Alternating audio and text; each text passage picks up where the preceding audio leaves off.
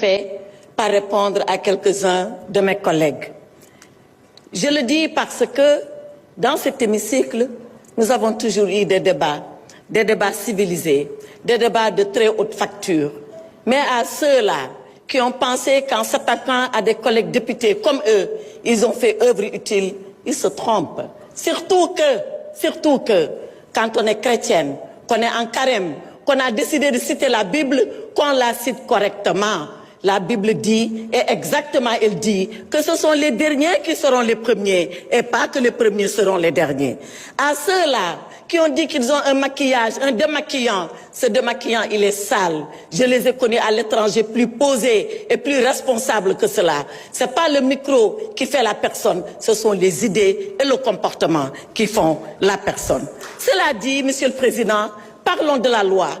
Parlons de la loi et parlons des deux lois. De la loi du 13 mars 2024, celle-là que nous avons voulu porter au nom du peuple ici, par des députés comme vous, qui l'ont voté pour ramener le calme et la cohésion nationale ici au Sénégal. Parlons de cette loi du 13 mars 2024, qui a dit si nous sommes des Sénégalais et si nous sommes des humains, comme Nelson Mandela avait dit alors à ces geôliers de l'Afrique du Sud, à ceux-là qui avaient prôné l'apartheid, pardonnons parce que nous voulons retrouver l'humanité en nous. Et parlons de cette fameuse loi, parlons de cette fameuse proposition de loi, cette loi qui fissure la société sénégalaise, cette loi de règlement de compte. Alors, Monsieur le Président, je dis une chose, mes honorables collègues, à ceux qui veulent voter la loi, votez-la.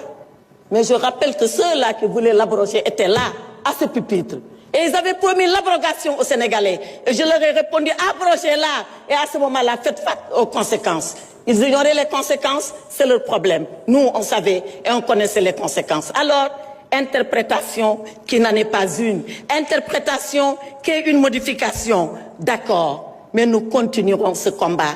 Il ne s'arrêtera pas ici. Et quand vous parlerez, vous, à vos militants, nous, on parlera aux Sénégalais et à l'ensemble des Sénégalais. Quand vous parlerez de votre parti PASTEF, on parlera du pays. Quand vous parlerez de vindicte, quand vous parlerez de vengeance, quand vous parlerez de rancune, on parlera de droit, on parlera de justice, on parlera de loi, parce que c'est ça, un état de droit. Et pour cet état de droit, il faut le savoir, vous n'êtes pas plus courageux que nous, vous n'êtes pas plus patriote que nous, vous n'aimez pas le Sénégal mieux que nous. On est prêts, nous aussi, à mourir. Je ne parle pas de la prison. Mais qui a peur de la prison? La prison, il y a 3 personnes qui n'iront jamais en prison. C'est le chien, excusez-moi du terme, à qui on préfère jeter la pierre quand il vous mord. C'est le lâche qui a fui avant la prison. Et c'est celui qui est dément et qui est inconscient. Alors, chez nous, il n'y a ni chien, il n'y a ni lâche, il n'y a que des courageux. Et quand il s'agira de mourir pour le Sénégal, on est prêt à mourir pour le Sénégal. On est prêt à aller pour le Sénégal. Alors, vos leçons de courage, gardez-les pour vous. On n'en a pas besoin. Vos leçons de patriotisme, gardez-les pour vous. On n'en a pas besoin. Vos leçons que nous aimons plus le Sénégal.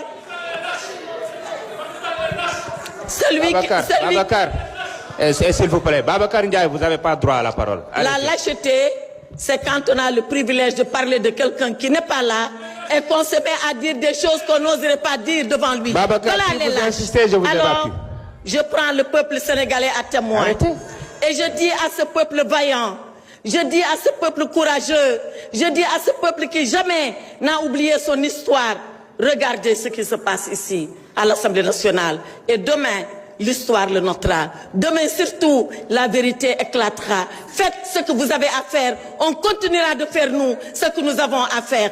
Combattez et on combattra pour la vérité et on va se retrouver. On se retrouvera et on se retrouvera dans le vrai. Seule la lutte libère, mais seule la vérité libère. Et elle libère plus que la lutte. Et le Saint-Coran l'a dit, et je termine par là, Monsieur le Président, alayhi sallahu bihakmil hakimin.